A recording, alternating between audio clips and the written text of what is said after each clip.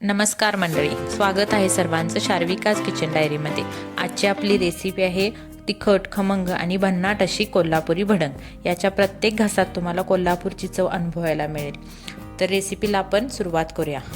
सगळ्यात आधी येथे पाव किलो तेल घेतलं आहे। तेल चांगलं कडकडीत गरम करून घ्यायचे आणि येथे आपण 1 किलो चुरमुरे घेतले आहेत। तर इथे मी पाव किलो शेंगदाणे घेतले आहेत। शेंगदाणे चांगले खरपूस होईपर्यंत तळायचे।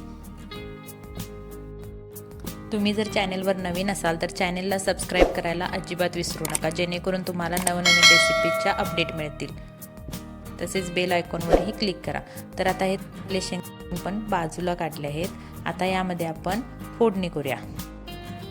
येथे 2 मोठे चमचे मोहरी घेतली आहे। मोहरी चांगली तडतडू द्यायची। मोहरी तडतडल्यानंतर इथे जिरे घालायचे। तर साधारण 1 चमचा इथे जिरे घेतले आहेत। जिरे घातल्यानंतर आता यामध्ये आपण कढीपत्ता घातला आहे। कढीपत्ता देखील चांगला तळून घेतलेला आहे। आता यामध्ये लसूण घातलेले आहे। तर साधारण 200 ग्रॅम लसूण मी इथे नीट करून चेचून घेतलेले आहे। तर लसूण देखील चांगली खमंग होईपर्यंत भाजून घ्यायचे आहे।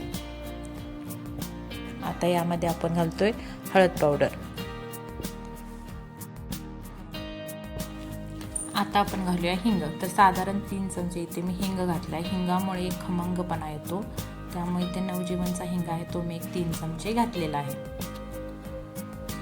आता यामध्ये आपण घालायचे लाल, तर कोल्हापुरी लाल तिखट इथे वापरले आहे। तर 1 4 इथे मी तिखट घातले आहे।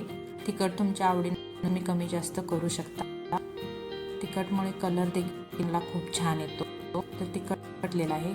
सगळे मसाले 1 मिनिटभर आपण आता चांगले परतून घ्यायचे आहेत। यामध्ये आपण घालतोय मीठ। तर मीठ देखील आत्ताच घालायचं, म्हणजे सगळीकडे मीठ व्यवस्थित लागलं जातं, त्यामुळे मीठ आता मी घातलेलं आहे।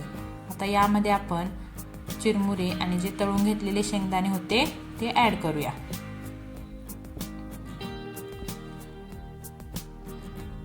तर इथे 1 किलो चिरमुरे घेतले आहेत मी। आता हे सगळं चांगलं मिक्स करून घ्यायचं। चिरमुऱ्याला सगळा मसाला लागला पाहिजे, अशा पद्धतीने हे सगळं हलवून चांगलं मिक्स करून घ्यायचं। तर इथे आता बघू शकता सगळीकडे मसाला चांगला एकसारखा लागलेला आहे, एकसारखा सगळीकडे कलर आलेला आहे। यामध्ये आता मी जिरेपूड घातली आहे आणि धनेपूड देखील घातली आहे। याच्यामुळे मसाल्यांच्यामुळे छान खमंग असा भडंग होतो। तर हे मसाले एकदा पुन्हा मिक्स करून घेऊया। तर आता इथे मी गॅस बंद केलेला आहे। तर तुम्ही भांडं खाली उतरून जरी हे सगळं मिक्स केलं तरी देखील चालेल। आता यामध्ये घातली आहे मी पिठी साखर। पिठी साखरमुळे एक तिखट थोडीशी छान चव येते, त्याची टेस्ट बॅलन्स होते, त्यामुळे इथे 1-2 चमचे मी पिठी साखर घातली आहे। आता हे सगळं पुन्हा एकदा चांगलं मिक्स करूया। पिठीवर थोडेसे चिरमुरे थंडनंतर जरी घातली तरी चालेल, काही हरकत नाही। सगळं छान असं एकजीव मिक्स करून घेतलेलं आहे।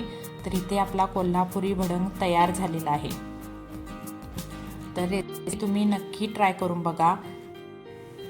आणि ही झणझणीत मसाल्यांची कुरकुरीत मेजवानी कशी वाटली हे सांगायला अजिबात विसरू नका।